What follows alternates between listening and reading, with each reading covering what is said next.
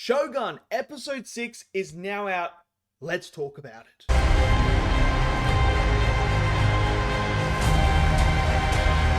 Okay, so the newest episode, episode 6 of Shōgun, is finally here.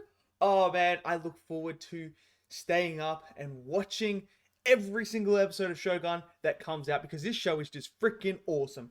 And I thought last week's episode was one of the best episodes, if not the best episode so far of Shōgun. And it started making me question, like, where is this going to end up if it continues on the trajectory that it's on now? Where is it going to end up? Could this become one of the top 10 best shows of all time, in my opinion? I don't know. But it's on track to be up in there. Episode 6, man. I'll tell you what. Episode 6 did something that I never thought I'd ever see in my whole entire life. This episode somehow managed to make a scene in a brothel, yes, you heard me right, a scene in a brothel, have so much emotional weight, so much power behind it. It's incredible what this show is able to do. Imagine that. Imagine sitting down and you're watching characters go to a brothel and there is just so much rich, powerful words that are coming from this scene. The performance, just the way that they create this scene. It's absolutely incredible. And it's through the performances, man. The performances bring out all that emotion. You just see... You see the Anji, as we know as Blackthorn, sorry.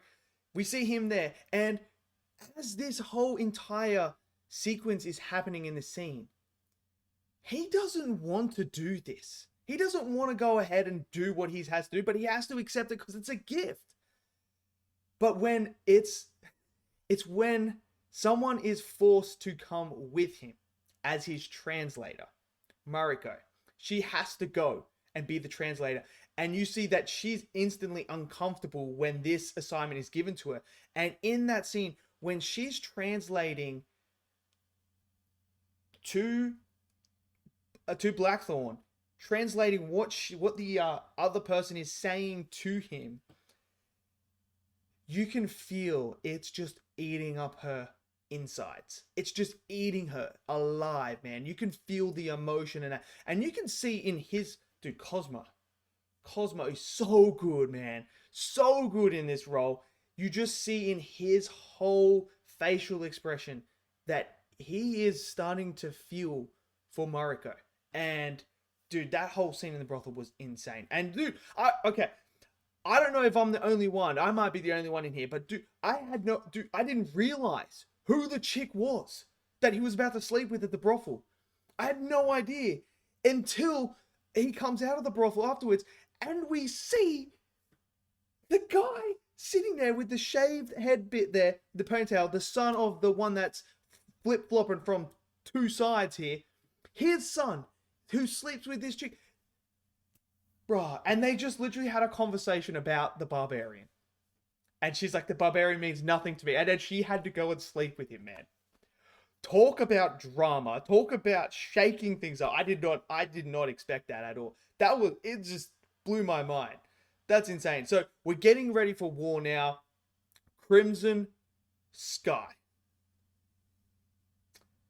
Bro, Crimson Sky. When they explain what it is, I'm sitting there like, dude, if this is what's about to happen, this is going to be freaking epic because it sounds insane. So you have that, you have some flashback stuff as well. I love the flashback stuff here that details Mariko's backstory and what happened with her and how she was so close to the woman known as, I believe it was Rui? I think it was Rui.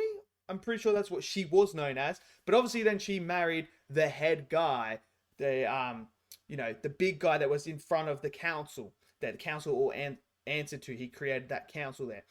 She married him to give him an heir. So we got to see the backstory between them two and why they broke apart and split up and became different. And man, I tell you what, I believe her name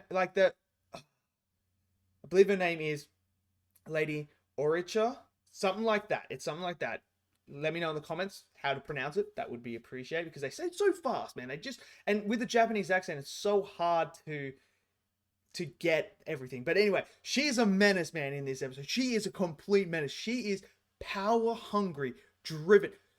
She is like Cersei from Game of Thrones, but like, this is just insane. The way that she is manipulating them to doing her bidding is crazy. Whenever she walks in front of them, the aura, the presence that she brings, you can feel it through the screen. You can feel the other characters.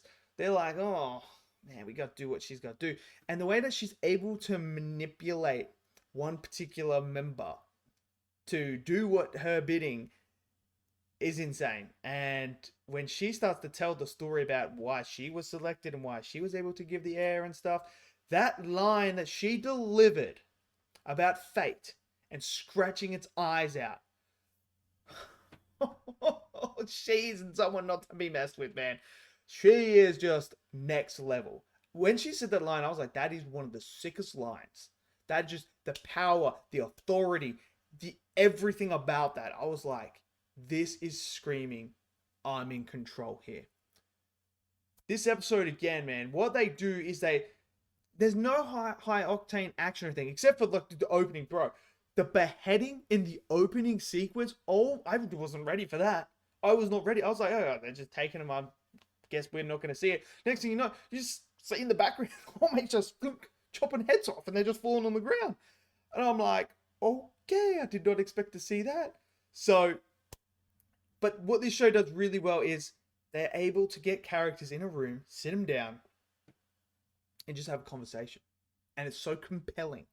It's so brilliantly written that these characters are just so entertaining while they're just having these discussions. The war council scene there where they're all sitting there and he's addressing them and they're talking about Crimson Sky and that, and like, what would you do? How are we going to do this? I don't want to be the Shogun. I don't want to do that. I need to find a way to do that. It's just so compelling. And like I said, that brothel scene, man, how they made that scene so compelling, I will never know.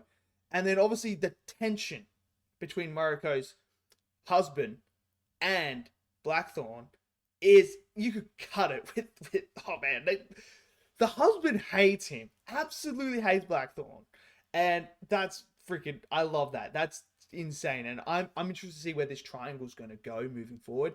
Then you have the Portuguese as well. They're starting to flip-flop here. They're starting to think, oh, maybe we should go this side instead of being on this side.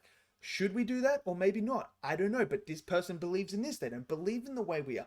We can still be this side. Are they going to win? So there's so many things going on. 6 episodes. I believe there's 4 episodes left. I believe it's 10 episodes, I'm sure. 4 episodes to go. They just continue on. And I'm excited, man. I can't wait for next week. So let me know what you guys thought of this episode. Did you guys love it? Smash it down in the comment section below. Smash that like button for me. Click subscribe. And I'll see you guys next video. Until then, stay safe and peace out.